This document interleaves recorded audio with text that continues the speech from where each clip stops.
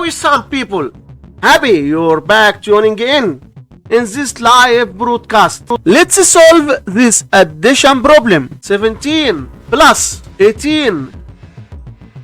The ones place is on the right and the tens place is on the left.